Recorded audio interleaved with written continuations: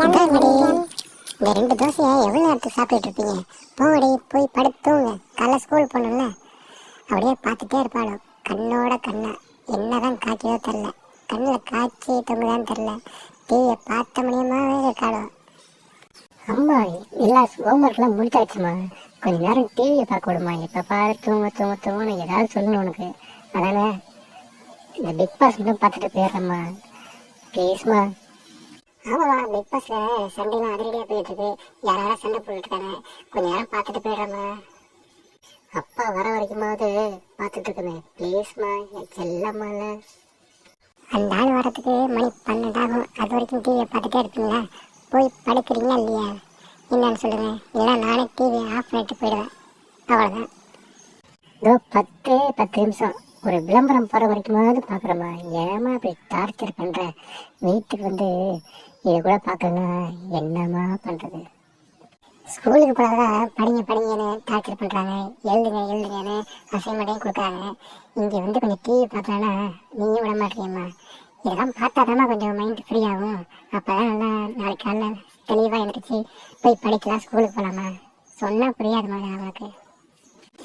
Big pass பார்க்குறீங்களா? பாருங்கடி, இந்த வருஷம் அதிக மார்க் எடுத்து பாஸ் ஆகல, அவ்வளோதான், ஹாஸ்டலில் சேர்த்து விடுவேன். பார்த்துக்குங்க. ஹாய், ஹாஸ்டலில் சேர்க்க போகிறீங்களா? Jolly jolly. ஜாலிங்குது. ஹாஸ்டல்லாம் என்னன்னு தெரியாதான்னு தெரியலையே. இந்த நெட்டத்தோக்கு ஹாஸ்டல்னு சொன்னோன்னே ஜாலியாக குதிக்கிறேன். ஹாஸ்டல்லாம் ஏதோ டூர் போகிறதா நினச்சிட்டியா?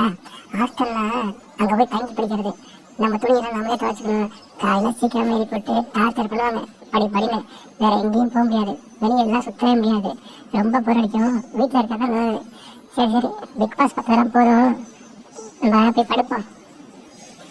ஐயோ, நான் ஹாஸ்டலில் ஏதோ டூர் போகிறது அப்படின்னு நினச்சிட்டேன். நீ சொன்னா புரியுது. ஆஹா, நல்ல வேலை சொன்னேன். சரி, உனக்கு எப்படி இந்த விஷயம்லாம் தெரியும்? எனக்கு என்னோட ஃப்ரெண்டு சொன்ன, அவனோட அண்ணன் ஹாஸ்டலில் தங்கி படிக்கிறானா. அவன் டெய்லி அலுவலகம் ஃபோன் பண்ணி ஃபோன் கூட பண்ண முடியாதான். யார்கிட்டையும் வாங்கி தெரியாமல் பேசுவானா. அவன் சொல்லிட்டு இருப்பான். அப்போ தான் தெரியும் ஹாஸ்டலை பற்றி. நீ வேற. சரி காம.